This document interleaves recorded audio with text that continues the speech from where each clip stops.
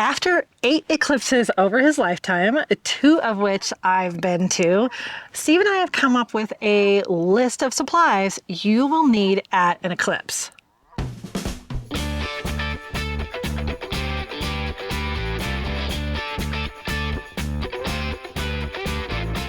So we are just on our way home from the October 2023 eclipse that we went down to New Mexico for. And I know you're probably gearing up for the April 2024 eclipse. If you're in the United States, that is going to be a full eclipse. And, you know, eclipses the rest of your life. Yeah. Some people would call it the real eclipse as opposed to what we've just seen. Okay, we went to the annular, kind of partial ring of fire. People call it a lot of things. So it wasn't like fully covering the sun. But anyway, it counts. It counts. Because you still need to have all of these things. So if you're planning your next eclipse, we have some things that you need for any person going to an eclipse.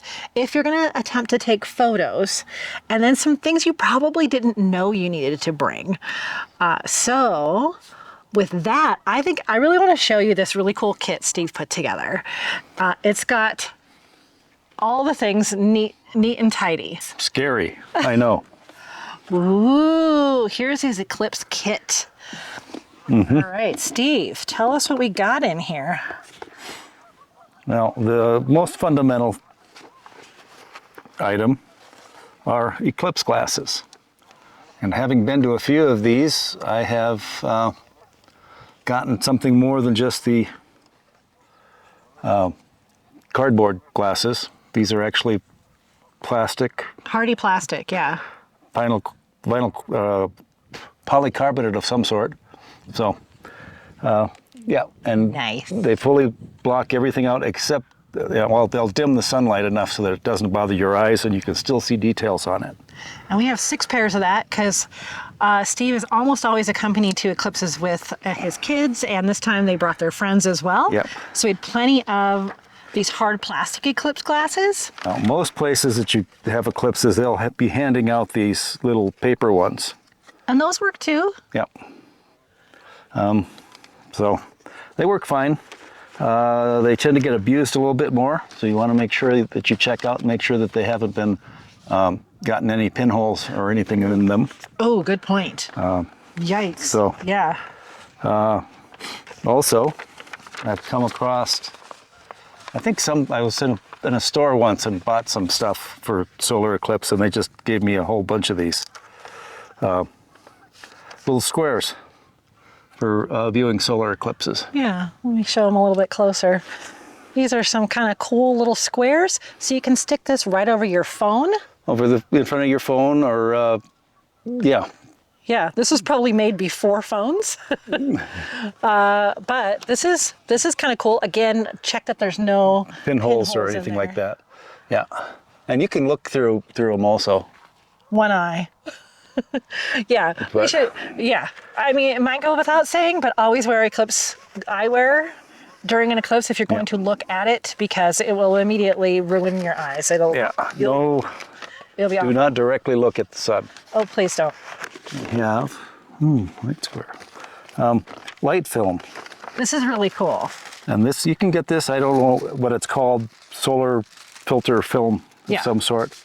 It's just Mylar with a coating on it. And we use these. We wrap them over. I think this time we wrapped some in front of the GoPro. So we can get some footage there, and also over some binoculars. Right. Just kind of cut out some pieces and put them right over the front of the binoculars, not over the back, over the front. Yeah. So one of the people that joined us today, yesterday, had really nice binoculars. These are just my car binoculars, and we sturdily taped that solar filter film over her binoculars, and we could watch it. It was really a cool experience because we didn't bring a telescope. Yeah. So if you don't have a telescope, you could put that film over these. Yeah. And with the film, we got different types of tape. Oh yeah, we have all kinds of tape to tape it on there. Originally, we didn't want to take a full roll of duct tape. We didn't want to take a full roll of duct tape. Yeah. Yes, I know English. I can speak it. So we just took some and wrapped it around the part of a chopstick, so that we have an emergency setup if we wanted it. Oh, and scissors for the film and the tape.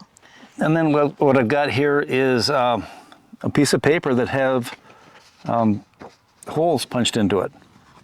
And my daughters did this on one of the Eclipse outings we were in. And so when you actually shine the light through it, each one of the little holes will act as a pinhole camera, so that you get a picture of the solar eclipse. You can actually start seeing the eclipse take place all around a star shape. So it's kind of fun. It's really fun, yeah. So the stars will, that whatever shape you poke into this, it'll make the shadow on the ground in whatever shape the part of the eclipse you're in, is. So one thing we need to add to here is like some toothpicks or some way to poke these little holes, because I see that's not on here anymore, and more pieces of paper. Yeah, it's fun for the kids. Oh, especially. It's fun for me too. And then you can shine things on white pieces of cardstock or bigger white pieces of paper. We had some notebooks. So that's really something to keep in this just sits on the shelf until we're ready to go to an eclipse. So the glasses and everything are always together. Really important. You want to have safety first. Yeah, you want to have something that will block a large amount of sunlight. Yeah. So solar glasses and stuff. Yeah. And what my daughters did for fun is we had poke some holes in papers, but also we looked at other things that had holes in them. Oh, colanders? Colanders, little holes in them. And so when you project the sun through them, all those little holes act like pinhole cameras. They make cool shadows? Yep. There is a limit to the size of the holes. That's what I was going to say, yeah. So Corey brought some cardstock, and she had a regular hole, like a pencil width hole, and it was too big. Yep. Yeah, you need pretty small holes for that. Yeah. I've not brought a telescope, but you can also bring a telescope. With a filter. With a filter on it. The important thing to remember with telescopes, you want the filter on the big end. We've had an anecdote about a guy who actually fried his solar filter glasses by trying to put them on the eyepiece end of a telescope so that he could get a photo with his phone. Oh no. And the telescope concentrated the solar light enough, it actually melted the film. So. Oh, that's bad. Yeah. But it's on the big end of the telescope. Big magnifying glass. Yeah. Oh my gosh. So you want the filter first, then whatever else you're using to look at the solar eclipse. Yeah. Absolutely. So that covers just viewing the eclipse. We're going to have some things you probably didn't think of, but I think since we're photographers, we want to talk about the things that you need to photograph it. Now, I haven't photographed them. I was filming everybody else, but I did, like Steve said, put some of the film over my GoPro. And thinking back now, though, I wouldn't have done the time lapse of the actual eclipse. I would have done a time lapse of us. Yes. Because as it gets darker, as we're kind of walking around, as we're looking, I should have done the time lapse of us. That would have been fun. I did in the first full eclipse that we went to. I did time lapse with my phone, and I still look back at that footage. It's so cool to have that day turn to night and then back into day. Yes. Yeah. But photography-wise, what else do we need, Steve? A camera? Oh yeah. Let's get my list here. Okay. And lenses, clearly. Okay, but with that being said, there are filters for camera lenses also. So I have 2 filters here. I think I can open this.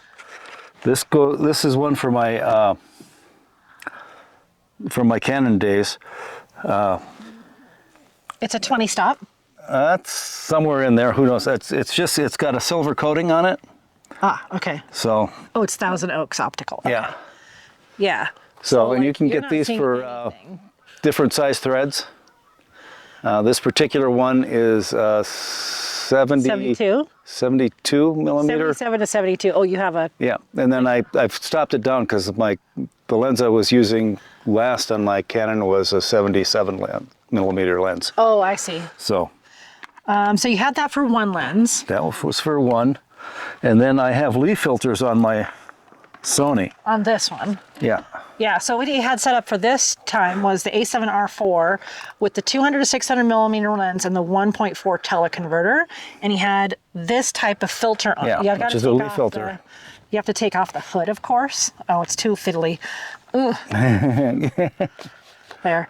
So, and then a leaf filter, if you've got your holder, and then this will slide right into it and block out all the extraneous light, all the lights you don't need. And again, that's a 20 stop. This thing on here, I don't know how to do it. Okay, here we go. And it could have interesting applications otherwise too, as far as long exposure photography goes. Yeah, and because the event takes a while, it's on a tripod. And so we're kind of tracking it across the sky. So having all this whole rig up on a tripod is good. So add that to your list. Yep. The long lens, the filter, solar filters, the tripod. What's one thing we didn't have that you want for next time? I'm going to acquire for the next time is a star tracker. Yeah. And this is a head that you can put on your tripod, and you can actually use it to counteract the rotation of the Earth, so that you can just set it up on the sun and just let it track the sun, as opposed to what I was doing this time is I was constantly adjusting the camera to keep the sun in the long lens. So, because it took, what, 3-4 hours? Yeah, a little over 3 hours. So you can imagine how much the whole event's going to move across the sky. You can't just leave your camera in one spot.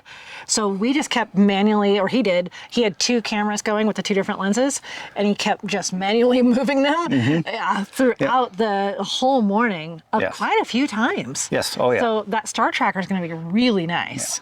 For an eclipse. Yeah, it will be. Yeah. And so, Steve, that is just something you put on your tripod head? Yeah? Yes. Okay. And you program it? It usually has the newer, nicer ones you can actually program. They're probably battery operated, although I probably get ones that power off of your the cigarette lighter in your car or some other power source. USB, yeah. Now, when you do get them, there's at least 2 kinds. One kind just is a star tracker, plain and simple, and that's not going to track the sun very well. You want to pay a little bit more to get one that will track various celestial objects also, the sun and the moon being the 2 most important ones. So it'll have basically 3 speeds set up on it. So. Yeah, we'll put a link in the description, and maybe we'll show it on the screen what we're going to buy. So give you a little bit of an idea, but they're pretty compact. Right? Yeah, they're small, they're light. Yeah, so that would be really nice. Yeah. Yeah. Now, there are a few things that we have learned that you also need at an event like this, because it is a few hours. Steve was super smart and packed lawn chairs. So always bring some kind of lawn chair or go to an event that has seating. We had this set up just like this for this last one. We were at the Bistai Badlands, and we just had a spot we could pull in our car. We could sit in the back here, and then we had a variety of chairs. Really helpful, really nice. We had a blanket. Yeah, it's in the back. Lay out on the ground. We had a couple blankets, yeah. So that was a really nice spot to lay out some things, and one person actually just sat there the whole time. Yeah. So blanket, not only for that, but when you're going to the full eclipse, if it's morning or a colder time of year, you're going to get cold. In those few minutes that it's the full thing. So you want to bring a blanket for that or an extra sweater. That's always the most interesting part of it, I think. When it gets darker, it's this whole thing where like the sun is high, but it feels like sunrise, and you get cold and it's dark. And even with the annular eclipse, when you get around the full maximum coverage, you'll get a 10 to 15 degree drop in temperature easily. It's amazing. Yeah. Yeah, because the other one we went to was in August in Wyoming, so it was very noticeable. Yeah, and you get the full eclipse, it's a whole lot cooler. It'll really cool down fast. Because this lasts so long, make sure you bring like snacks. Sorry, geese. We made it a whole picnic event. Yeah. So we had snacks the whole time, lots of water because we were in the desert. We have gallons of water in here. So bring some kind of snacks, bring a coffee. This is going to take a while. Even though the full moment's only a few minutes, you're going to be there a long time. We like to see it all the way through. Yes. Yeah. Yes. And one of the snacks we always bring is Crackers. Like this. Why, Steve? It has holes in it. Uh-huh. Okay, so all the holes, that's when my daughters discovered this, at the last eclipse we had back in 2017, I think it was. Yeah. And they were running all over the campground showing people that they could use the crackers as pinhole cameras. Yeah. So you get the sun shining through it and you see the eclipse projected onto whatever surface they wanted to project on. They thought it was really cool. It was a fun thing for them to play with. It was grand fun. And so throughout the morning, we'd say, oh, can you hand me a cracker cam? Pinhole camera. And we'd, I ate my prop. Give me another cracker cam. So having the crackers there was just a load of fun. There's all different brands. We looked for cookies with holes, but they don't have them like crackers do. No. And it's just the right size hole. Yep. Oh my gosh, that was so fun. Wow, that's super cool. Cracker cam. Whoa.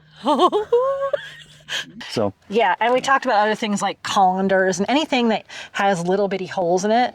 I know a lot of people, when they're not in the middle of it, they're watching the leaves make patterns on walls, anything that makes these shadows with the cool shapes. And it's a fun thing for the kids to do, because this is it's 3+ hours of just sitting there watching something that's moving really slow. But this gives them something, to go explore. What can they use as a pinhole camera? Mm-hmm. So what kind of shape can you poke into a piece of paper? Yeah, and this has actually become a tradition for Steve and his girls who are now in college. They took time off to come in from other states to do this event with us. So pretty special event for our family, and it could become yours. We saw someone at a restaurant last night, and their family had made T-shirts of all three eclipses in the next like 5 years that they were all going to and wear. So their whole family wore eclipse shirts. It's kind of a whole thing. Yeah, you'll run into some fanatics at these events. Chasers. Yes, eclipse chasers. Yeah, we're not to that extent, but we've been pretty darn lucky. We're working on it. Yeah, they're not really far from Colorado. Yeah. So for the most part, and good weather. But we picked a really good time place this year. Yeah. So that's the basic camera gear. There's really not much to it. You just want to make sure, again, you have that special filter. Yeah, that's the big thing. Is to have the filter, and you put it in front of whatever you're using to observe the sun. Yeah, not your. I will keep saying that. Behind it. Yeah. Like with your camera, like not right here. No. No. You put it here. Yeah. Exactly. Oh my gosh. The modern cameras, I think, probably have some amount of protection from direct sunlight. Not like that. But I would not trust it for more than a few seconds. Well, because your camera was pointing at the sun for 4 hours. Yeah, 3 hours. Yeah. And most of that had direct, intense sunlight. Ooh, right? So, yep. That's all the supplies that we take to eclipses. Probably stuff you wouldn't have thought to bring, but it's for viewing, for photographing, and for enjoying. Yes. Yep. Oh, also, I would say bring a hat, a cap, because when you put those glasses on, then you have a whole like movie theater in there. Yeah, if we forgot anything, type it in the comments. We want to know what you bring to eclipses too. Yeah. What's your tradition? Yeah, and get ready for the next one. Where are you going in 2024 and beyond? Yes. Ah. The next one, April. I don't remember exactly. It's on the calendar. Yeah, I don't know. Ask I NASA. don't remember. Ask NASA. Yep. So. Okay. Well, there you go. All right. Yep. We're That's it. hitting the road again. Okay. Good to see you. Okay. See ya. Bye.